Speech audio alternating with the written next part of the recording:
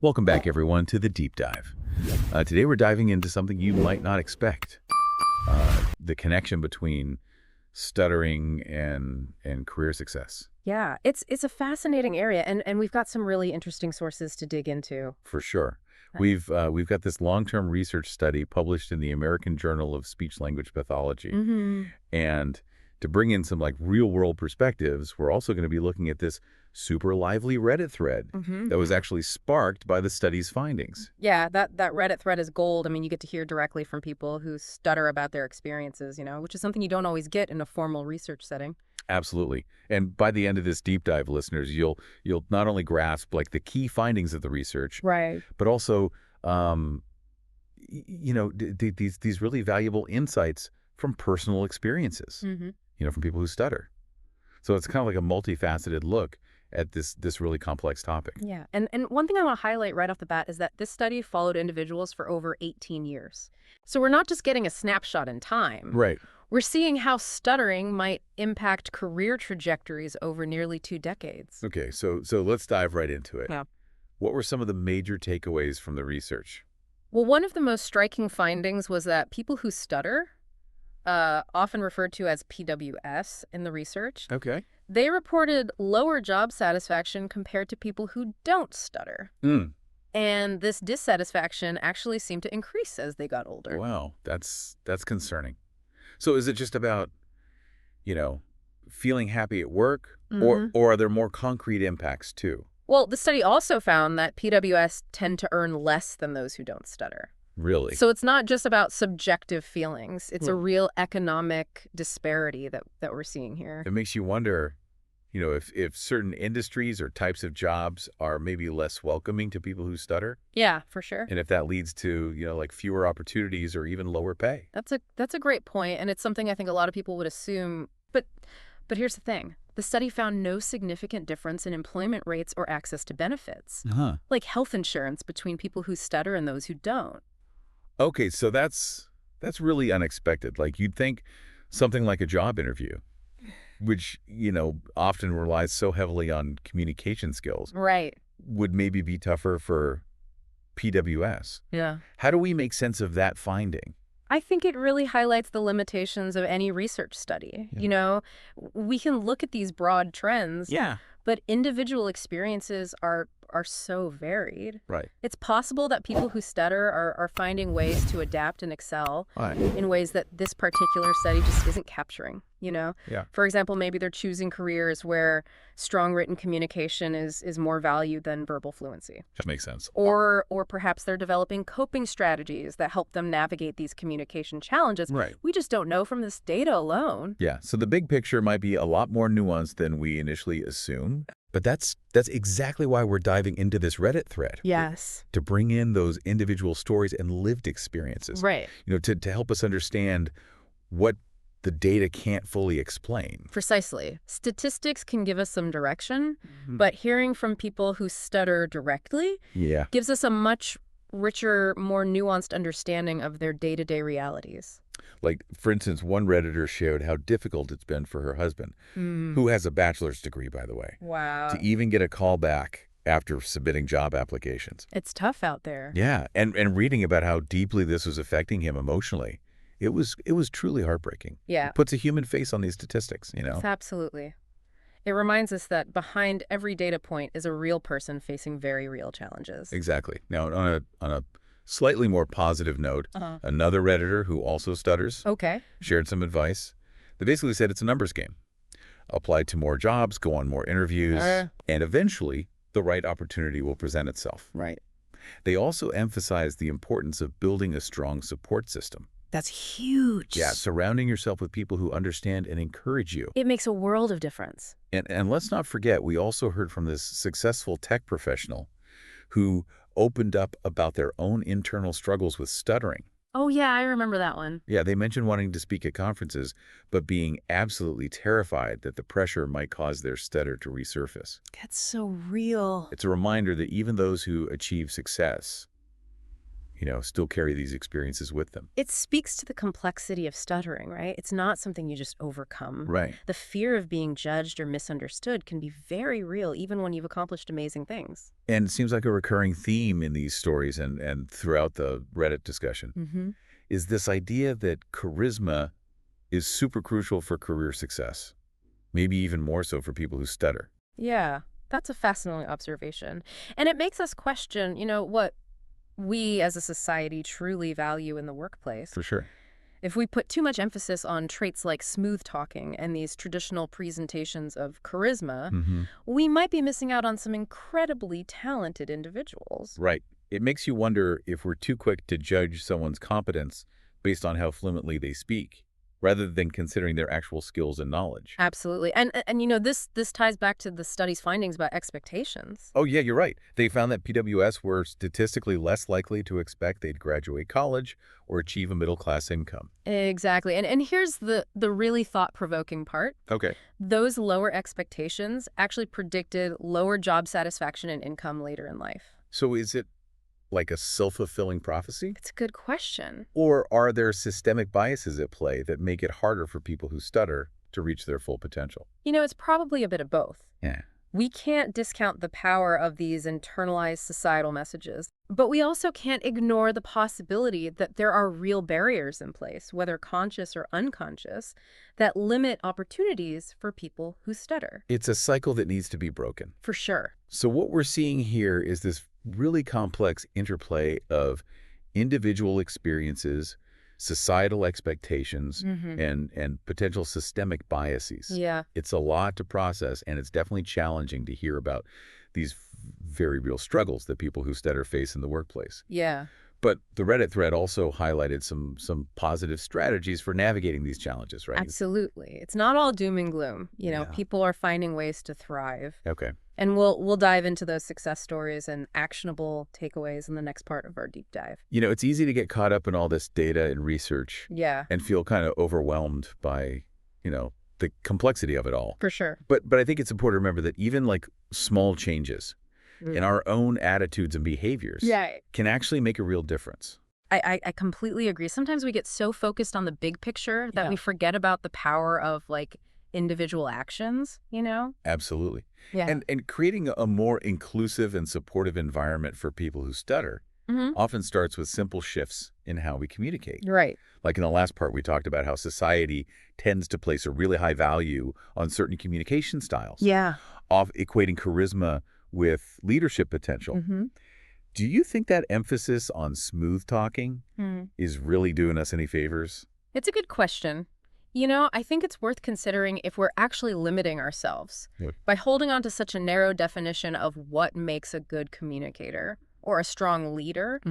If we broaden our perspective a bit and recognize that charisma can actually manifest in many different ways, Right. we might be surprised by the talent and potential that we uncover. I'm reminded of a story from the Reddit thread. Okay. Where this successful tech professional shared their strategy for dealing with stuttering in professional settings. They talked about the importance of owning their stutter. Disclosing it up front in interviews or work situations. That's a really interesting approach. It's not about pretending the stutter doesn't exist, Right. but rather acknowledging it openly and confidently. Yeah, Which I imagine takes a lot of courage. for sure. But it also sends a really powerful message, like, this is who I am, and it doesn't diminish my ability to do this job. Exactly. And they pointed out that it can actually relieve some of the pressure, Oh, yeah. allowing you to focus on showcasing your skills and knowledge Right. rather than worrying about hiding your stutter. It also challenges the listener to confront their own biases and assumptions about stuttering. That's a good point. It kind of invites a more open and accepting dialogue, Oh, sure. And they also mentioned focusing on developing other communication skills, Okay. like active listening, clear articulation, maintaining eye contact, basically demonstrating that strong communication goes beyond just fluency. Those are all excellent points. We often get so caught up in the words themselves that we forget about all the other elements that contribute to effective communication. Things like body language, tone of voice, the ability to really listen and connect with your audience. It makes me think back to some of the most inspiring leaders and speakers I've encountered. Yeah. They weren't necessarily the most eloquent or the fastest talkers. Right. But they had this incredible ability to connect with people on a deeper level. Yeah. They were authentic. Yeah. They were passionate. Yeah. And they were genuinely interested in what others had to say. It all goes back to that idea we were discussing earlier, expanding our definition of charisma. Maybe it's less about being a flawless speaker and more about being a genuine and engaging communicator. Yeah. Someone who can inspire and motivate others through their sincerity and their passion. And isn't that what we really want in our leaders and colleagues? Totally. People who can communicate effectively, yes. But also people who are authentic, empathetic, and genuinely invested in the success of the team. Absolutely. By valuing a wider range of communication styles and leadership qualities, we create a more inclusive and dynamic workplace where everyone has the opportunity to contribute their unique talents and perspectives. Now, one of the most common themes that emerged from that Reddit thread was this need for patience and understanding when interacting with people who stutter. Yeah, I think it's easy to underestimate how frustrating and demoralizing it can be to feel rushed or interrupted when you're trying to express yourself. Right. Imagine constantly feeling like you have to fight to be heard. It really makes you think about how often we might be unintentionally contributing to that sense of frustration. We're all so busy and focused on getting things done quickly that we forget to slow down and truly listen. We live in a world that prioritizes speed and efficiency over genuine connection and understanding. Yeah, and think about how you feel when someone cuts you off mid-sentence or finishes your thoughts for you. It's disrespectful. Oh, yeah. And it sends the message that your voice doesn't matter. Exactly. So it's about being more mindful of our own communication habits.